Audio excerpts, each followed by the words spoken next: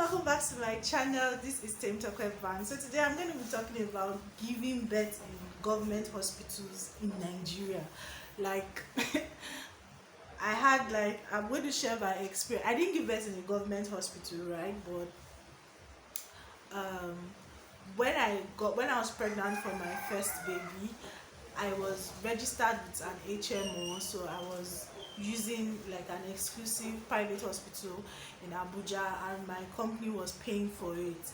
So I think when I was about 7 months thereabout pregnant, we got a mail from the HMO that we had been suspended for making use of the services and all of that. So I was straight in a frenzy because it was HMO that it was being deducted from my salary. So I really didn't know how much the hospital bill in that place was. I just knew that when I initially signed up for that particular hospital, some people were not happy about it because it was like only top senior management, senior people that were using that particular hospital.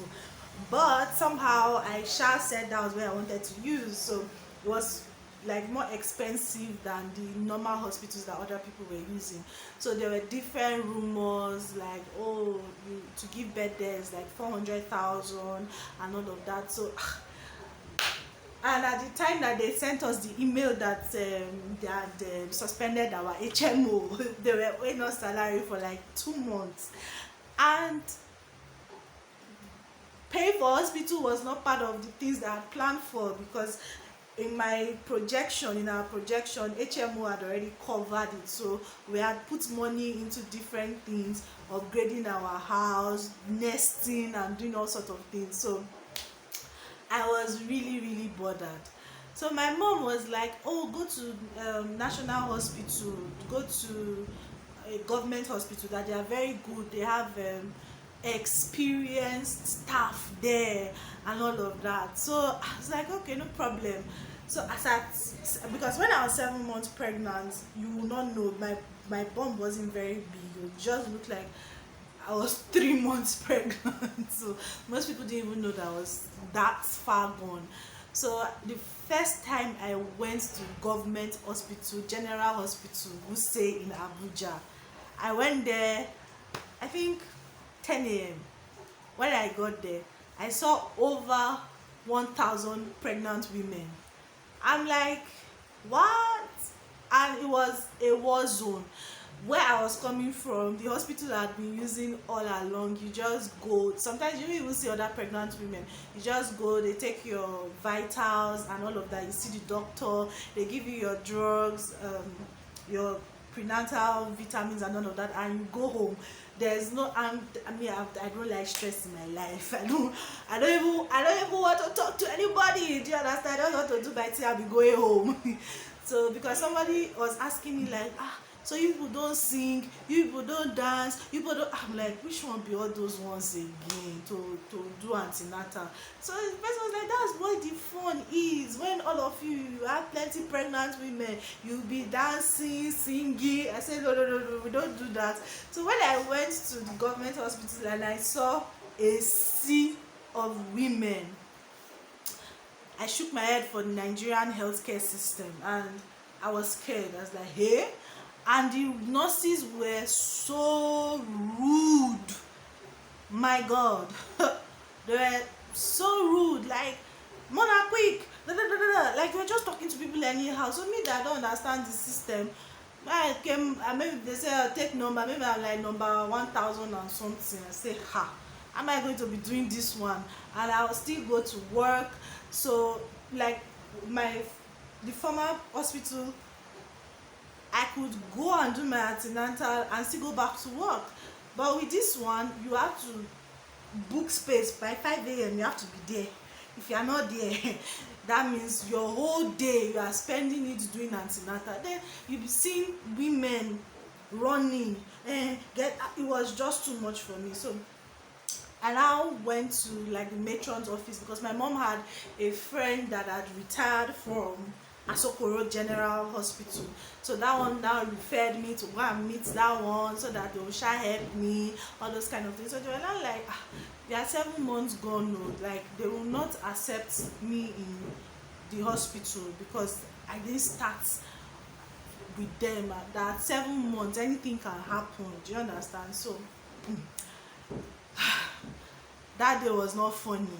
So I now left there. I went to Federal Medical Center, and when I went to Federal Medical, I kind of liked Federal Medical Center. They had lots of women, but it wasn't as much as the General Hospital.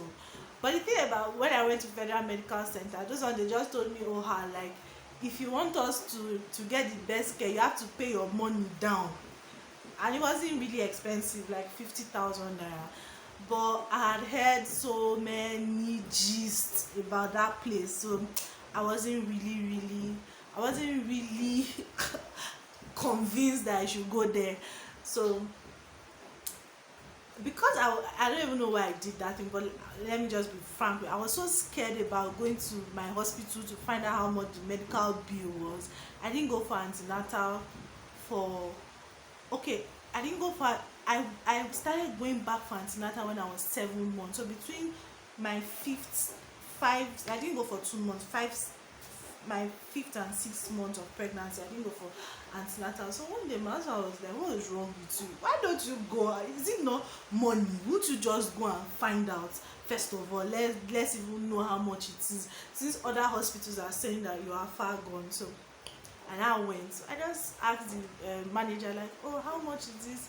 When they told me the price, I was like, is it even that affordable? Like, it was expensive, but I had the money, do you understand? Because people had put fear in my heart, like normal deliveries like 400k. So in my heart, like, so if I now do CS, that means I should have like 1 million to bump picking. Meanwhile, there's a primary health center close to my house that you pay 5,000. So immediately I just brought out, I had 50k in my account, I just paid. But the care that I got in that place, I cannot trade it for anything. Like, I wouldn't have gotten it from a public hospital. The rooms were neat. They even allowed my husband to be there with me to film, do everything and everything. Like, it was just, they were so nice. Like, when I was in labor and I didn't know what to do, I was asking them, so what do I do? Because I thank God my labor was very uncomplicated and very simple and easy. I was induced and it wasn't complicated at all. The whole process was just like 5 hours and I gave birth and we moved on. So people had, let me just say this, people will put fear in your heart. Everybody's experience is different. And some people told me that, oh, the pain of inducement, oh, is this, is that. So when they told me that I was going to be induced, because I think my pregnancy lasted for about 49 weeks, it entered 49 weeks, so they were like, oh, we'll have to induce you since it's your first pregnancy. They were even telling me that, oh, inducement, it may work, it may not work and all of that. So I was like, oh, fine, no problem. So when they took me to the delivery room, when they first inserted the tablets, pitocin or something like that, I think for the first 3 hours I was still chatting on Instagram, I was still doing everything. So the doctor came in, I was like, are you sure you are ready to give birth? That somebody that is ready to give birth is not going to be on their phone. So when what's that thing called, when I wasn't contracting, when the diameter, I'm not a doctor, when the thing was not opening, so she now came back, the matron now came back and asked that, had they done a swab? So I said no, because I was supposed to come to do the swab. I don't know why I didn't even go. So I think that was the most painful part of my delivery, that swab thing that they did. It was even more painful than the labor itself. When she did that thing, oh, I screamed. But as soon as she did it, I began to contract and labor was just going, and within 5 hours, my mom was there. My mom and my husband, they were sitting down in the normal delivery place before they will wheel you to is it labor room delivery place, yeah, before they take you to that bed that you are going to share give birth. So my mom was like, you sure say you dey labor? Because I was I had read like you need to be calm. So I was trying my possible best to be as calm as I could. So I was meditating on scripture. So I was just I was in pain, but I was confessing scriptures. Then I would go to the toilet, I would sit down in the toilet. There was a nun, because it's a Catholic affiliated hospital. So there was a nun there. She was like, no, we don't agree. We don't allow people to sit down. I say, I beg. I didn't even answer her. I just sat down on the toilet. God shall help me, because what if I'm giving birth?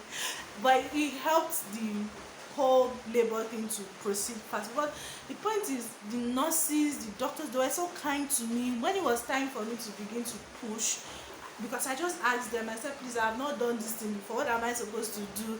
So the doctor was like, just pull, do as if you are stooling a very strong poo-poo, that's all. So when they say, oh, hold on, don't push, blah blah blah, they were just very nice. And they were so, it was only one nurse that she wanted to allow the devil to use her, and inside there I gave it to her. She came and said, you have to. I said, madam, I beg, please be going.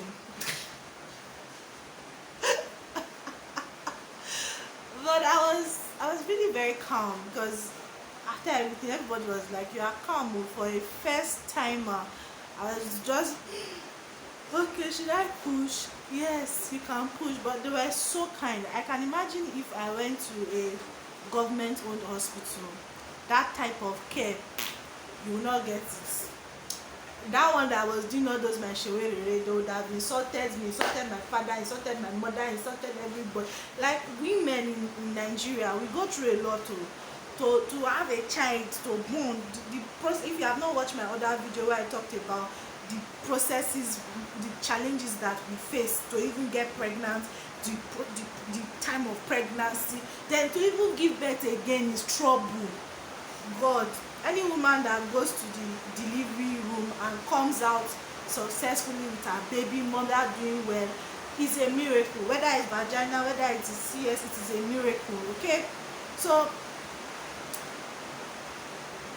I have seen some other people share their experiences in government hospitals. Like, I don't know, if you have the money, just go to a good private hospital where they will sew you well. Even the episiotomy, I had my colleague's wife, she had a baby before me, and she had her baby in a government hospital. They didn't do the episiotomy well, and you can imagine the pain of stitching. You know that when you are in labor, the pain threshold is already very high. So even if they are stitching you, you won't really feel it because you are already in pain. Then just imagine coming back again to come and do that episiotomy. It's not funny. When she was sharing her experience, because she was like, no. And there was another lady that she gave birth through CS in the government hospital, FMC. So in FMC, once you push 1-2 times, you are not pushing. They'll just say, madam, don't worry, we'll do CS for you. So they did CS for her first child. So she came to this particular hospital to deliver her second baby, and she delivered normally. So she was like, can you imagine that they were so patient with her and all those kind of things. So I don't even wish it for my enemy to go to a government hospital. Like, I know my mother will, because my mother is like, they have more experienced people. I'm like, the doctor, everybody, there are people. At the end of the day, let me not even be cheeky. At the end of the day, one should just prayerfully consider the hospital that you will have your baby. It should be part of your confession, even before the baby, even before you conceive, that the hospital, the nurses, everything, the Lord will take control, because there is a lot of things going on. There have been stories of babies being stolen, being switched, and all, and those things are really very prevalent. It's even not just only government hospitals, both government and private hospitals, everywhere. But one just has to prayerfully consider and make this decisions. So you guys share with me in the comment sections your experience. And I'm sorry guys, rain is falling. So share with me in the comment section what your experience has been like and all of that. Yeah. So before I end this vlog, let me also say that if you have opportunity to sign up for HMO before you conceive, please do. It's usually because usually in those packages there's package for antenatal, for insurance. HMO is health insurance, okay? Even if it's not your company, I know that there's some, because when that's my company issue happened, we began to research, but they now told us that they don't accept women that are already pregnant. Do you understand? Because complications and all those kind of things may arise. But if you can, before you get pregnant, sign up for insurance. It goes a long way. And when you sign up for insurance, you can even get a hospital that is so good that you may pay a fraction of what other people who are not on insurance pay. Insurance is really very, very helpful. So yes, I will see you guys in my next video. Bye.